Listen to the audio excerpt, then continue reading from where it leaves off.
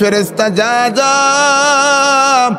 ওই ইরাকের জমিনে আমার বন্ধু আমার ওলি জুনায়েদ বাগদাদির কাছে যা, জুনায়েদ বাগদাদিকে যাইয়া জানাই দে আমার একজন বান্দা সিরিয়ার পাহাড়ের উপরে মরে পড়ে আছে, আমার বান্দার জানাজার নামাজটা যেন জুনায়েদ পড়াইয়া দেয়। ফেরেশতা আল্লাহর আদেশ পাইয়া আল্লাহর বাণী নিয়া দৌড়াইয়া উড়ে উড়ে হযরতে জুনায়েদ বাগদাদির কাছে গেল। জুনায়েদ বাগদাদির কাছে মানুষের রূপ নিয়ে যায়া বলতে আছে, হে জুনায়েদ আপনি কোথায় যাইতেছেন? জুনায়েদ বাগদাদি বলতেছে, দিনের কাজে দাওয়াতের কাজে আমি বের হয়েছি। এবার ওই ফেরেশতা ডেকে ডেকে বলে, হে আল্লাহর ওলি জুনায়েদ, আল্লাহ আপনার নিকট খবর পাঠাইছেন ওই সিরিয়ার পাহাড়ের উপরে আল্লাহর একজন বান্দা মারা গেছে। আল্লাহর ওই বান্দার জানাজার নামাজ আপনাকে পড়ানোর জন্য বলেছে গলি, আপনি এখনই তার জানাজার নামাজ পড়ানোর ব্যবস্থাটা করে দেন। এবার জুনায়েদ বাগদাদি ডেকে ডেকে বলে, ভাই ওই সিরিয়ার জমিন এই বাগদাদ থেকে কমপক্ষে 2 থেকে 2500 মাইল দূরে, ওখানে আমি কিভাবে এই মুহূর্তে যাব, কিভাবে জানাজা পড়াবো? আল্লাহর ওলি ঘুম থেকে লাফ দিয়ে উঠছে, বিবিকে জাগাইছে। বিবি বলতে আছে, স্বামী গো কি হয়েছে, আপনি কেন এইভাবে কাঁপতেছেন, কেন কি হয়েছে? আল্লাহর ওলি ডেকে ডেকে বলে, প্রাণের স্ত্রী গো, আমি একটা কঠিনতম স্বপ্নে দেখেছি। স্বপ্নের ভিতর কে জানো আমাকে ডেকে ডেকে বলতে আছে, ও সুলতান ইবনে আদেল, দুনিয়ায় তোমার সময় ফুরিয়ে গেছে, এবার তুমি আমার কাছে আসার জন্য প্রস্তুতি নাও, আর তুমি থাকতে পারবা না। ভয়ঙ্কর এক স্বপ্ন আমি দেখেছি রে বিবি। বিবি ডেকে ডেকে বলে, স্বামী, মানুষ ঘুমের ভিতর অনেক কিছুই স্বপ্নে দেখে, সব স্বপ্ন সত্য হয় না রে স্বামী। সুলতান ইবনে আদেল ডেকে ডেকে বলে, প্রাণের বিবি, আমার মনে হয় আর দুনিয়াতে বেশি দিন আমি থাকতে পারবো না। আমাকে যাওয়ার জন্য ইঙ্গিত দেওয়া হয়েছে রে বিবি, আমি চলে যাব, আর থাকতে পারবো না রে বিবি। বলে, স্বামী এমন কথা বলবেন না, আপনার সন্তানগুলো এখনো ছোট, আর আমার বয়সও একেবারে কম, আপনিও তো বয়স কম, এত অল্প সময় আপনি চলে যাবেন। সুলতান ইবনে আদেল ডেকে ডেকে বলে, বিবি, ও প্রাণের বিবি গো, আল্লাহ যখন কোনো বান্দাকে ডেকে নেবে, যাওয়ার জন্য কোনো সময়ের প্রয়োজন নাই। আল্লাহ কাউকে সময় দেবে না, বলে নেবে না, কয়ে নেবে না। এ আমার বিবি, আমি মনে হয় চলে যাব, আর বাঁচব না। এ প্রাণের বিবি, আমি যদি মারা যাই, বিবি রে, দুনিয়ায় তোমাকে অনেক মোহাব্বত করতাম, ভালোবাসতাম, জীবনে তোমাকে কোনোদিন কষ্ট দেই নাই, কোনোদিন তোমার সাথে মনোমালিন্য হয় না, এত ভালোবাসা তোমার সাথে ছিল গো বিবি। ও আমার প্রাণের বিবি, আমি যদি মারা যাই, বলো তো দেখি আমাকে কি দিয়া কাফন দেবা? কারণ কাফন দেওয়ানের মতন কোনো কাপড় তো আমার নাই। আমি মারা গেলে তুমি আমার কাফনের ব্যবস্থা কিভাবে করবা গো বিবি? বিবি ডেকে বলে, প্রাণের স্বামী, আপনি যদি মারা যান, আপনি মারা গেলে আপনাকে আমি আমার পরনের কাপড় দিয়া কাফন দেব গো স্বামী। আমার একটা মাত্র পরনের কাপড়, জীবনে 2টা কাপড় আপনি কিনে দিতে পারেন নাই গো স্বামী। এই একটা কাপড় দিয়াই, আমার পরনের কাপড় দিয়া আপনার কাফনের কাপড় বানাবো। আমি জঙ্গলার লতা পাতা দিয়া আমার লজ্জাস্থানকে ঢাকবো রে স্বামী, আমি আমার পরনের কাপড়টা আপনার কাফনের কাপড় বানাইয়া কবরে আপনাকে রাখবো। বলে ও বিবি প্রয়োজন নাই, আমি তোমাকে পরীক্ষা করে দেখলাম তুমি আমাকে কেমন ভালোবাসো। ও বিবি তুমি আমাকে ভালোবাসো, তোমার কথায় বোঝা গেল। তোমার কাপড় দিয়া আমার কাফন বানাইয়া তোমাকে উলঙ্গ হওয়ার দরকার নাই, জংলার পাতা পরার তোমার দরকার নাই। বিবি আমার গায়ের মধ্যে যেই জুব্বাটা আছে, হে প্রাণের বিবি, আমার গায়ে যেই জামাটা আছে এই জামাটা দিয়াই তুমি আমার কাফন বানাইয়া দেবা। স্ত্রী ডেকে বলে স্বামী, আপনার পরনের জুব্বা দিয়া যদি আপনার কাফন বানাই, পাও হইতে মাথা পর্যন্ত তো ঢাকা সম্ভব নয়। পাও থেকে মাথা পর্যন্ত ঢাকতে গেলে মাথা বের হয়ে থাকবে। প্রাণের স্বামী গো, আপনার মাথাটা কিভাবে ঢাকবো গো স্বামী? এবার সুলতান ইবনে আদেল আল্লাহর ওলি ডেকে ডেকে বলে, এ আমার প্রাণের বিবি, পাও থেকে জামা দিয়া আমার কাফন বানাবা, যতটুকু আর বাকি থাকে, যতটুকু প্রয়োজন হয়, মানে যতটুকু ঢাকতে না পারো, যতটুকু থেকে যাবে ওইটুকু জংলার পাতা দিয়া, জংলার গাছগাছালির পাতা দিয়া কাফন বানাইয়া আমাকে ঢেকে কবরে রেখে দেবা। স্বামী এই কথা যখন বিবিকে বলল, এবার বিবি বলে, স্বামী আমার, আপনার কথা বুঝলাম, এবার আপনি আমার কয়েকটা প্রশ্নের জবাব দেন। বলে কি প্রশ্ন গো বিবি? বলে আমার প্রাণের স্বামী,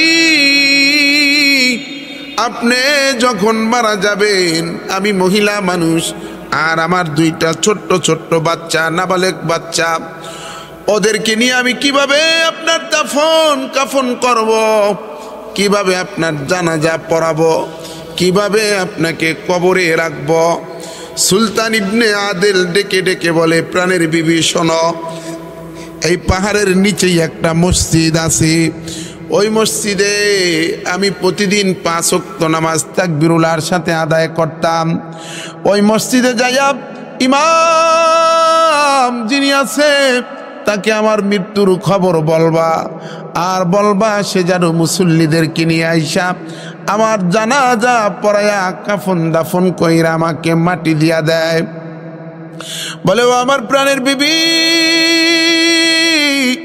আর একটা ওসিয়াত হলো, যখন আমার মৃত্যু হবে, দিনে হলে দিনেই আমাকে কাফন দাফন করবা, রাতে হলে রাতে আমাকে কাফন দাফন করবা, আমাকে রাখবা না, সাথে সাথে মাটি দিয়া দেবা। ও আমার বিবি, এই ওসিয়াতগুলো তুমি পূর্ণ করবা। এবার বিবি ডেকে বলে, আমার প্রাণের স্বামী, আপনার মৃত্যুর খবর শুনে যদি কোনো মানুষ না আসে, মুসল্লিরা যদি না আসে, ইমাম সাহেব যদি না আসে, তাহলে আপনাকে কিভাবে আমরা দাফন কাফন করব? এবার আল্লাহর ওলি ডেকে ডেকে বলে, বিবি গো, দুনিয়ার কোনো মানুষ যদি আমার জানাজায় না আসে রে বিবি, এই উঁচা পাহাড়ের টিলার উপরে দাঁড়াইয়া আমার দুইটা সন্তানকে 2 হাতে ধরবা, ধইরা মালিককে ডেকে ডেকে বলবা, আসমানের মালিক, আমার স্বামীর যদি কোনো মূল্য তোমার দরবারে থাকে, আমার স্বামীর 2 রাকাত নামাজও যদি তোমার দরবারে কবুল হইয়া থাকে, তাহলে তার বিনিময়ে আমার স্বামীর জানাজার ব্যবস্থা, দাফন কাফনের ব্যবস্থা আপনি করে দেন। এই কথা বইলা স্বামী স্ত্রী আবার ঘুমাইয়া গেল। বলে প্রাণের স্বামী, এখন আপনি ঘুমান, আর কথা বইলেন না। স্বামী স্ত্রী দুজনেই ঘুমাইল।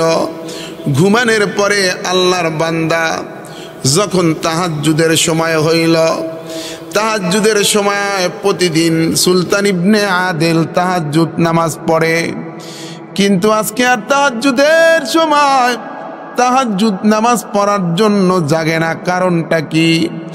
বিবি চিন্তা করলো, রাতে অনেক রাত্রে ঘুমাইছে, দুঃস্বপ্নে দেখেছে, এজন্য হয়তো শরীরটা ক্লান্ত, তাহাজ্জুদের জন্য জাগতে পারে নাই।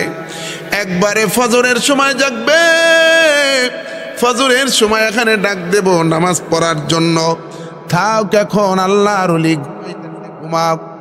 স্বামীর এই কথা চিন্তা করে আর ডাক দিল না। বিবি স্বামীকে ডাকে না, দুজন ঘুমাইতেছিল। এবার ফজরের নামাজের আযান হয়ে গেল। ফজরের নামাজের জন্য সুলতান ইবনে আদেল প্রতিদিন তাহাজ্জুদের নামাজ পড়ে, ফজরের নামাজ তাকবীরুল্লাহর সাথে পড়ে। কিন্তু আজকে নামাজ হয়ে গেছে, অনেক সময় হয়ে গেল, আযান হয়েছে, কিন্তু সুলতান ইবনে আদেল আর ঘুম থেকে ওঠে না। এবার বিবি ডাকে, ও প্রাণের স্বামী, কারণটা কি? আপনি কেন ঘুম থেকে ওঠেন না? তাহাজ্জুদ নামাজও পড়লেন না, ফজরের নামাজের সময়ও ওভার হয়ে যাইতেছে গো স্বামী, কেন ওঠেন না? তাড়াতাড়ি ওঠেন। শরীরে ঠেলা দেয়, হাত দিয়া যখন ঠেলা দিল কিন্তু কোনো নড়াচড়া নাই। মুখ থেকে যখন কাপড়টা সরাইল, দেখে শীতের রাত, মুখ থেকে কাপড়টা যখন সরায়, দেখে আল্লাহর বান্দা দুনিয়ার জমিনে আর নাই। এবার সুলতান ইবনে আদেল রহমাতুল্লাহ আলাইহির স্ত্রী কান্নাকাটি শুরু করলো, সন্তান দুইটাও কান্নাকাটি শুরু করলো। হায় হায়, এই উঁচা পাহাড়ের উপরে দুনিয়ায় আর কেউ তাদের আপন রইল না। একমাত্র উপার্জনকারী স্বামী, সন্তানগুলোর বাবা আজকে এতিম হয়ে গেল। সন্তানগুলো কে তাদেরকে দেখবে? সন্তানেরা কান্দে, স্ত্রী কান্দে। এবার স্ত্রী সন্তানদেরকে বলে, ও সন্তানেরা কেঁদো না, তোমার বাবার আত্মায় কষ্ট পাবে। সন্তানদের কান্না থামিয়ে দেয়। কান্না থামিয়ে দিয়ে সন্তানদেরকে ডেকে ডেকে বলে, এ আমার ছেলেরা, যাও যাও, ওই যে পাহাড়ের নিচে একটা মসজিদ আছে, তোমার বাবার ওসিয়ত অনুযায়ী ওই মসজিদের ইমাম সাহেবের কাছে যাও। ইমাম সাহেবের কাছে যাইয়া ইমাম সাহেবকে জানাজার নামাজ পড়ানোর জন্য নিয়ে আসো। বলবা মুসল্লিদেরকে নিয়ে জানো এসে তোমার বাবার জানাজার নামাজটা পড়িয়ে দেয়। ছোট্ট দুইটা বাচ্চা মসজিদে পাহাড়ের অলি গলি দিয়া, গিরিপথ দিয়া হেঁটে হেঁটে নিচে নামলো, মসজিদে গেল, ইমাম সাহেবের কাছে যায় সালাম জানায়, আর ডেকে ডেকে বলে, ইমাম সাহেব, আমার বাবা সুলতান ইবনে আদেল দুনিয়ার থেকে বিদায় নিয়েছে। আমার মা একা একা লাশকে পাহারা দিতেছে। যে ইমাম সাহেব, আপনি একটু চলেন গো বাবা, আমার বাবার জানাজাটা পড়াইয়া কাফন দাফন করাইয়া কবরে রাখবেন। মুসল্লিদেরকে নিয়ে চলেন, জলদি করে চলেন, আমার বাবাকে জানাজা পড়াইয়া কবরে রাখতে হবে। ইমাম সাহেব ডেকে ডেকে বলে, বাবা,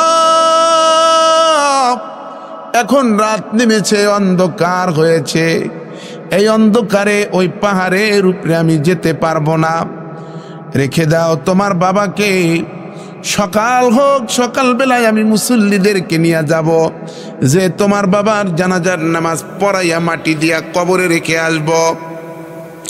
ইমাম সাহেব এই কথা বলে সন্তান দুইটাকে বিদায় করে দিল।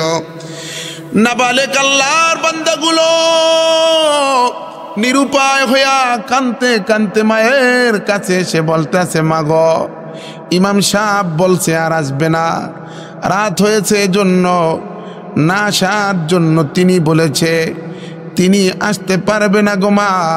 তাহলে কি আমাদের বাবার জানাজা ছাড়াই কবরে দিতে হবে? এবার মা বলল, বাবা আয় আয় আয় রে আমার প্রাণের সন্তান, কলিজার টুকরা, আর আয়। দুইটা সন্তানের দুইটা হাত ধরিয়া উঁচা পাহাড়ের টিলার উপরে দাঁড়াইয়া এবার আল্লাহকে ডাক দিয়া বলে, মালিক,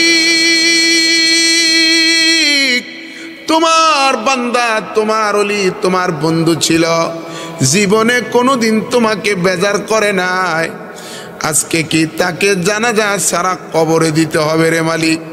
তোমার বন্ধুর দাম যদি তোমার কাছে থেকে থাকে, আমার স্বামীর জীবনের একটা সেজদাও যদি কবুল হয়ে থাকে, ওইটার বিনিময়ে আমার স্বামীর কাফন দাফন জানাজার ব্যবস্থা তুমি করে দাও।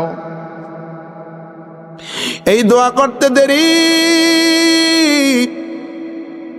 আল্লাহ তাআলা রব্বুল আলামিন একজন ফেরেশতাকে পাঠাইয়া দিল। ফেরেশতা, যা যা ওই ইরাকের জমিনে আমার বন্ধু, আমার ওলি জুনায়েদ বাগদাদির কাছে যা।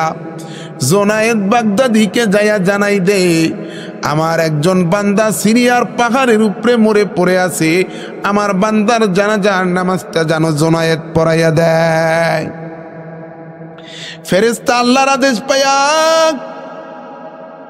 আল্লাহর বাণী নিয়া দৌড়াইয়া উড়ে উড়ে হযরতে জুনায়েদ বাগদাদির কাছে গেল। জুনায়েদ বাগদাদির কাছে মানুষের রূপ নিয়ে যায় বলতে আছে, হে জুনায়েদ, আপনি কোথায় যাইতেছেন? জুনায়েদ বাগদাদি বলতেছে, দিনের কাজে, দাওয়াতের কাজে আমি বের হয়েছি। এবার ওই ফেরেশতা ডেকে ডেকে বলে, হে আল্লাহর ওলি জুনায়েদ, আল্লাহ আপনার নিকট খবর পাঠাইছেন, ওই সিরিয়ার পাহাড়ের উপরে আল্লাহর একজন বান্দা মারা গেছে। আল্লাহর ওই বান্দার জানাজার নামাজ আপনাকে পড়ানোর জন্য বলেছে গলি, আপনি এখনই তার জানাজার নামাজ পড়ানোর ব্যবস্থাটা করে দেন। এবার জুনায়েদ বাগদাদি ডেকে ডেকে বলে, ভাই, ওই সিরিয়ার জমিন এই বাগদাদ থেকে কমপক্ষে 2 থেকে 2500 মাইল দূরে। ওখানে আমি কিভাবে এই মুহূর্তে যাব, কিভাবে জানাজা পড়াবো? যদি হেঁটে হেঁটে যাই কয়েক মাস সময় লেগে যাবে। তুমি তোমার মালিককে জিজ্ঞাসা করো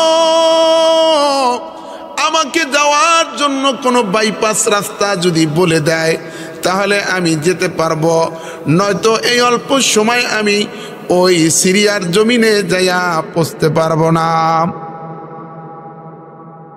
আল্লাহর ওলি হযরতে জুনায়েদ সাথে তার 12 জন মুরিদ নিয়ে তিনি দাওয়াতের কাজে বের হয়েছিলেন। এবার ফেরেশতা আল্লাহর কাছে যায় বলতে আছে, মালিক, আপনার জুনায়েদ বলেছে সিরিয়ার থেকে, ওই বাগদাদ থেকে সিরিয়ার জমিন 2 থেকে 2500 মাইল দূরে।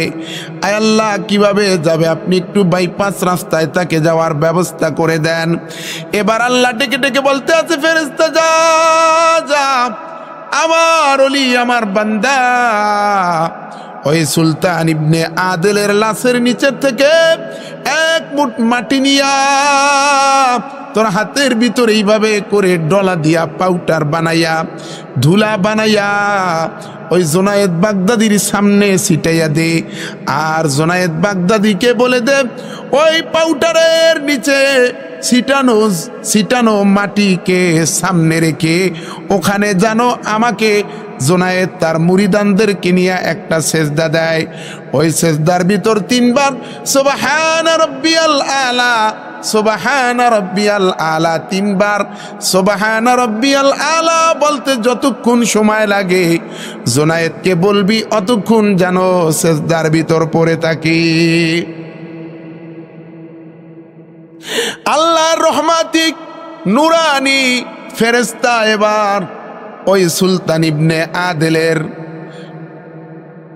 লাশের নিচের থেকে 1 মুষ্টি মাটি নিয়া হাতের মধ্যে ডলা দিয়া পাউডার বানাইয়া জুনায়েদ বাগদাদির সামনে ছিটাইয়া দিল।